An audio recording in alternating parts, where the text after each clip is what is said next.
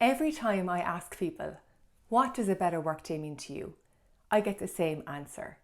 It's a day where you can get your work done, where you can strike things off your to-do list, where you achieve what you went to work to do. And although this is simple, we know that it's not always easy to do at work. But being able to get your work done is not only good for the business, it's also good for our well-being, because we have that feeling of satisfaction, of achievement. We believe that we have a purpose and our work has meaning. We finish the workday with enough energy to enjoy the rest of our evening or our weekend, and we look forward to the next day because more of the same is expected. And this is why I'm so passionate about having workload management and the way we work included in wellbeing programs.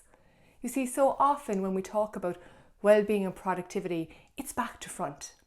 We say that if you have better well-being at work, then you'll see increased engagement, increased employee retention. And yes, that's true, but it's only half the story. Because let's face it, if you're way too busy trying to get all your work done, you just don't have the capacity to engage with the wellbeing programs that are being so carefully considered and constructed for you.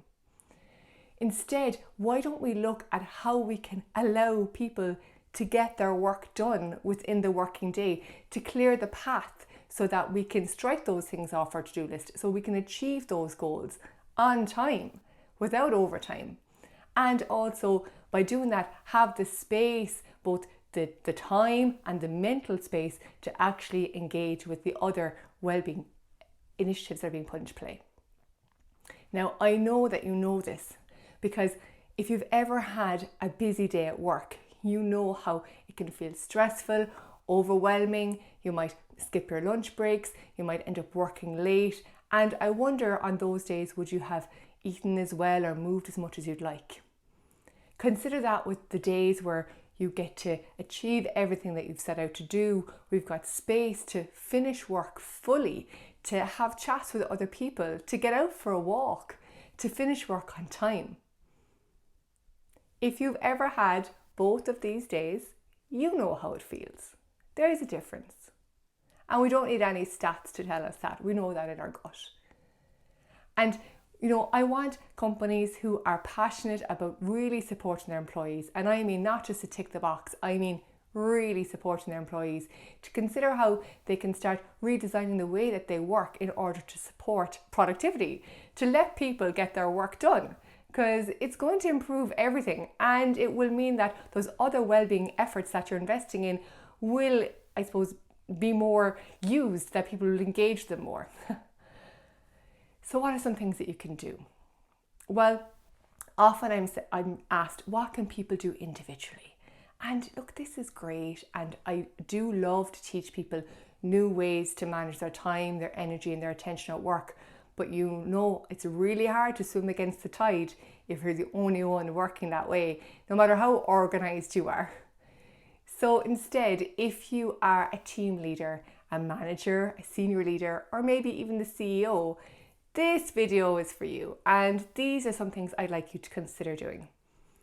So the first is to really embrace asynchronous communication. And by that I mean really look at how long you expect to get a reply from that email you send, or that MS Teams message you send, or how quickly you set up that meeting. Having asynchronous communication doesn't mean a delay of 2 minutes or 5 minutes from when you send the message or when you get a reply. It could be an hour. It could be 2 hours. It could even be a day. We need to be more okay with the fact that we're not always on the top of everyone else's to-do list, and often giving people the chance to finish what they were working on is better in the long term. Now, it will take a lot to change our habit of responding really, really quickly to emails and pings and Slacks and all those things. But you could start. You could start by letting people know if something is urgent or if you need it next week.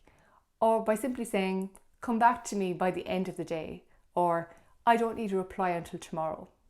Small things. Or perhaps even slow down yourself and watch as others see and copy what you do. The second thing you could do is make it really hard to say yes to things. So we all know maybe a team or an individual who's good at this already. You'll come to them with a bright idea for something that's going to really make things better, and they say, hold on, tell me more. What's the real value behind this? What's the cost? How much effort is involved? What's the risk? Are we going to have to stop doing anything before we take this on? And all of a sudden, if you're like me, the air seems to go out of that bright idea balloon and you're left going, maybe we shouldn't do it after all. Making it harder to say yes to new projects and new ideas means that you're qualifying them more and you're not adding additional work to people's already full to-do lists unless it's really going to make a difference. And every time you add something on, maybe we can try taking something off. Because if you're truly going to grow, you're going to have to shed some old processes along the way.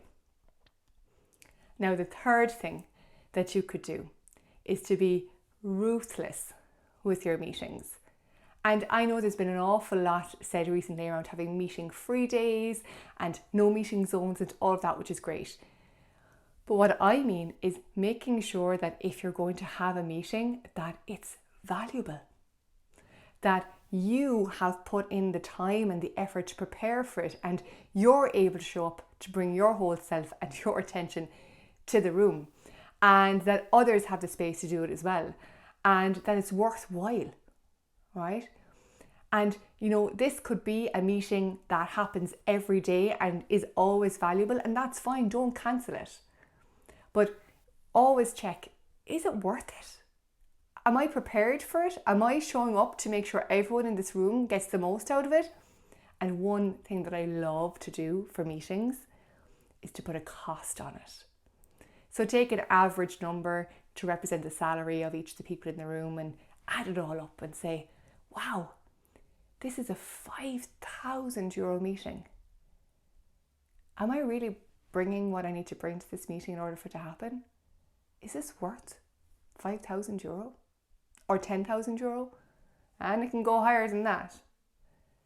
So look, these are just 3 things to get your brain thinking and working about how as an organisation you can start making some bigger changes to support people's well-being. Not from a yoga or a football perspective, but from a workload perspective.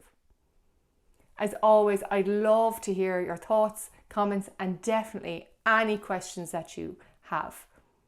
Until next time, stay well and have a better workday.